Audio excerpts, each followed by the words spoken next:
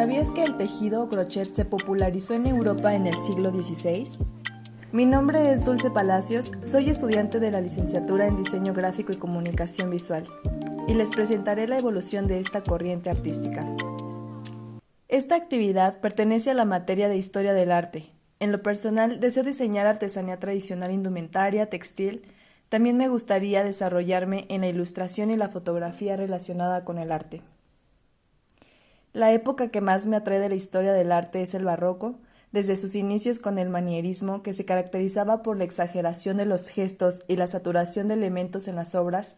El arte barroco muestra la necesidad del artista de expresar su realidad sin recato, el dejar atrás la representación estática de pose y la representación de la belleza con el perfeccionismo. El barroco nos enseña que aún en el caos, en lo retacado, es posible encontrar la belleza, que como sabemos es subjetiva y relativa. La corriente artística que corresponde a esa época histórica es de personajes como Caravaggio, con el naturalismo, Vermeer, con la fuerza de su composición de pocos colores y brillantes, Rubens, Rembrandt, que tenía estilos y técnicas diversas que empleaban según la expresividad que deseaba transmitir, Bernini, textura en sus obras escultóricas y captación del movimiento en plena acción. Los elementos que me parecen más interesantes de esta corriente artística son las tendencias sobre el naturalismo, que es la representación de la realidad de forma cruda, y el barroco decorativo, representada en las iglesias y en los palacios de la época. Ahora les presentaré una corriente artística que relaciono con la esencia del barroco, la exageración y la saturación. El término crochet se deriva de la palabra francesa crochet, que significa gancho. Los belgas y la gente de habla hispana, excepto España, lo llaman ganchillo. En cada país puede variar de acuerdo a su idioma. Existen tres teorías del origen de esta técnica. La primera es que proviene de las prácticas tradicionales árabes, la segunda de las prácticas tradicionales sudamericanas y la tercera de las prácticas tradicionales chinas. Aunque cabe aclarar que no hay pruebas contundentes que lo demuestren, pero lo que sí se puede asegurar es que esta técnica tomó auge en el siglo XVI. Sorprendente, ¿no?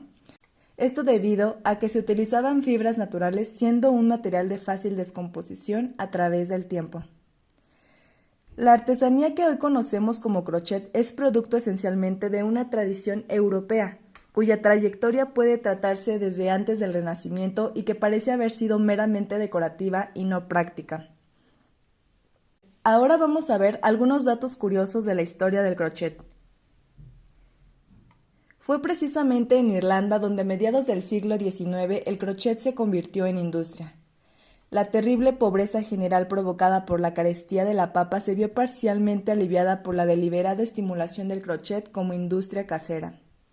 Con el tiempo, el crochet irlandés se exportó a otros países, principalmente a Inglaterra, en donde se utilizó para adornar los atuendos para las damas. Debido a que este tipo de encaje podía hacerse más rápidamente que otros y en consecuencia era más económico, recibió el calificativo de encaje de pobre. Generalmente eran las religiosas quienes lo realizaban y por eso se le conocía como encaje de monja o labor de monja. Llegó a convertirse en el pasatiempo favorito de las damas, primero en Italia y posteriormente en España y Francia. A finales del siglo XVIII, la Revolución Francesa obligó a las familias nobles a refugiarse en el exilio. Estas introdujeron el crochet en las tierras en donde se establecieron, es decir, en Irlanda, Inglaterra y los países del norte de Europa. Características principales. El crochet o ganchillo es un proceso de creación de textiles mediante el uso de un ganchillo para entrelazar bucles de hilo o hebras de diferentes materiales.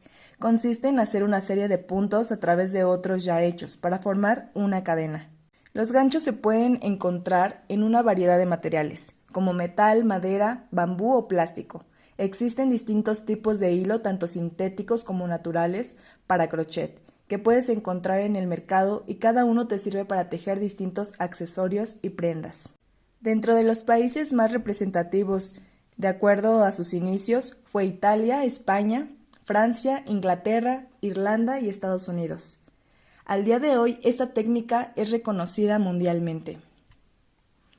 En la actualidad, el crochet está viendo otro renacimiento en la cultura de hoy. Es más fácil que nunca aprender a hacer ganchillo y es muy fácil adquirir diferentes tipos de hilos y ganchos.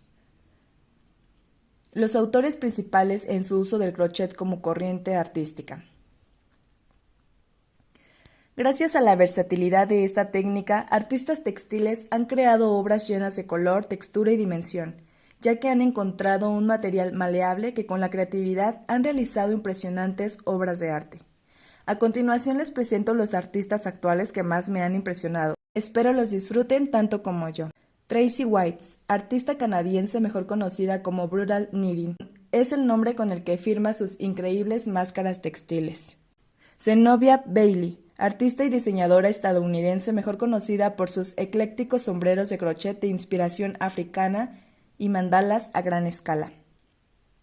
Sus diseños tienen influencias de África, China y las filosofías nativas americanas y orientales, con matices de la estética funk de la década de 1970. Beata Blinka, artista textil nacida en Polonia. Sus inspiraciones son los paisajes y obras famosas, elaboradas a ganchillo. Ella le llama pintura a crochet.